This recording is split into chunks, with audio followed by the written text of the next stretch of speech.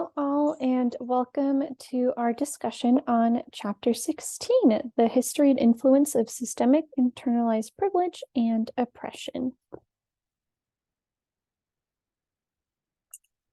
As described throughout the textbook, diversity is a simple fact of life. Difference exists in all systems and has the capacity to be the raw material for adaptation, creativity, and resilience. Yet in many social systems, we find that accrued power is used to oppress and assimilate expressions of difference that do not fit with the dominant perspective or ideology. This pattern causes harm, limits the potential of individuals in the system, and consequently diminishes the wisdom and creativity of the group. Understanding the primary dynamics and processes associated with this pattern can be helpful in building our capacity to engage with difference with well-being in mind. So we're going to begin our discussion talking about the opportunity gap or opportunity gaps in general. The term opportunity gap refers to the well-documented disparities in educational opportunity associated with race, ethnicity, class, community wealth, and other factors. Human potential is realized when strengths are built on, and the job of early childhood educators is to do just that.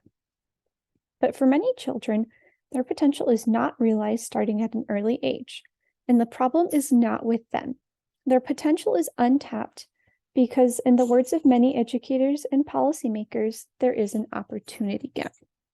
Some say the opportunity gap develops as early as 9 months of age, especially for Black males. And the gap is well documented in the preschool years, when these disparities play out in the arena of school readiness. Admittedly, there are many populations of children who experience an opportunity gap. Often they are referred to in the aggregate as minority children or children of color, causing a disproportionate expulsion and suspension rate as well. So, now that we know what opportunity gaps are, it is your job as an early childhood educator and as a human being to realize the potential of your little learners and build upon their strengths, and to reflect on your own biases and practices and how they affect your actions.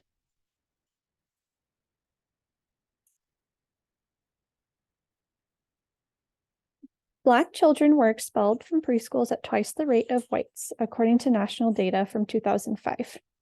Boys made up 91% of those expelled, and preschoolers were expelled at 3 times the rate of children in kindergarten through 12th grade. I'm going to repeat that. Preschoolers were expelled at 3 times the rate of children in kindergarten through 12th grade. Obviously, that is a huge problem. We shouldn't be expelling and suspending little 3-4-year-olds from preschool. We should be helping them out, seeing what they need, meeting their needs, and not labeling them with this expulsion and suspension and as a quote-unquote bad kid at the age of 3 or 4. In 2011, national data from the U.S. Department of Education indicated that Black children made up 18% of preschool enrollment, but 48% of preschool children were suspended more than once. So what is behind these statistics? Some factors that predicted child expulsion include an extended school day, high teacher and child ratios, and then other specific classroom factors, which include teacher job stress and teacher mindsets such as this child's classroom's behaviors interfere with my ability to teach effectively. They may result in someone getting hurt or property damage.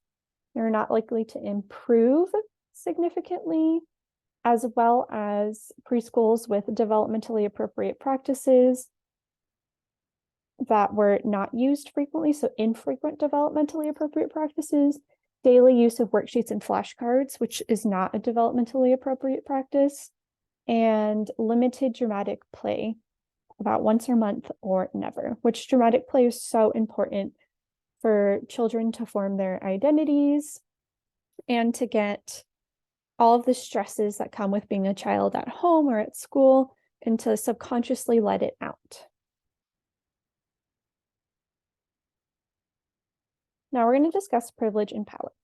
Privilege is a system of advantages, opportunities, and choices not available to all. Privilege is contextual. We all move between subsystems where we have different degrees of privilege in each subsystem. So, for example, at a social gathering, my extroverted nature offers more privilege than when I'm in a silent retreat.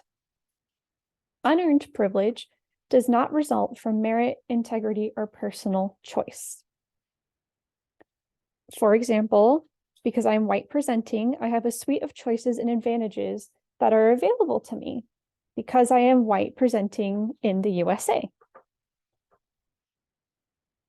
Privilege rarely exists in a have or have not state. It is important to remember that we have degrees of privilege. It's not black and white. It's not you have privilege and she does not have privilege or he does not have privilege. We all have varying degrees of privilege. Power is the capacity to exert, influence, or control in a system.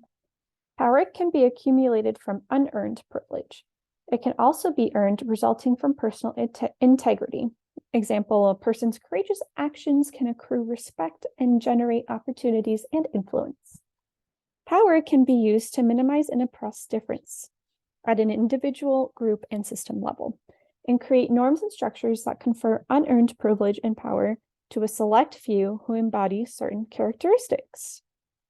In other words, power can be used to oppress people who are different than those in power. Power can also be used to create alliances and collaborations to change the ideology of oppression by transforming the norms and structures that would otherwise preference certain differences. So, power can be used to oppress, or power can be used to free the oppressed.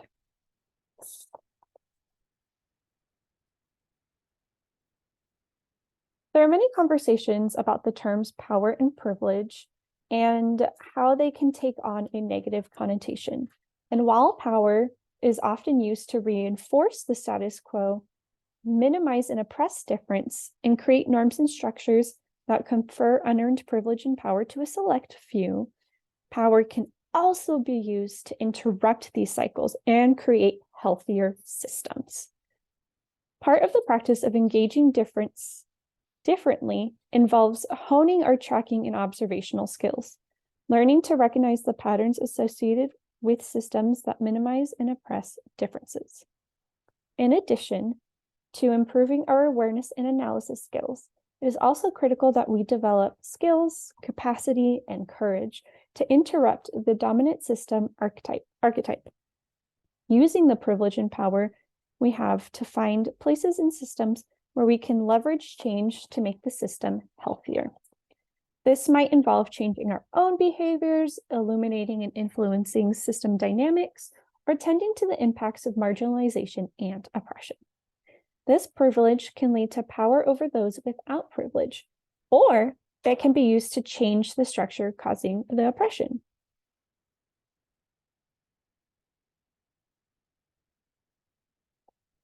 The culturally responsive strengths-based framework can be used to create a paradigm shift in how we look at diversity and mitigate oppression. The CRSB is used by Head Start to address diversity. This framework presents the big picture and identifies the program pieces that support the growth and development of all children.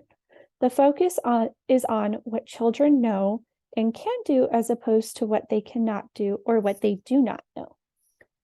Culture, family, and individual strengths are emphasized, not just the negative and proposed interventions to fix the problem that resides with the children, their families, and/or their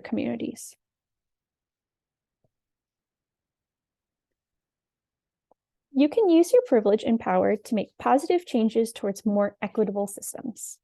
As you become aware of your own culture, the importance of forming strong partnerships with families and authentic relationships with the children you serve, and recognize your role as an early childhood educator, as advocate for social justice and equity, you can go even a bit deeper into your reflection on the importance of diversity and equity.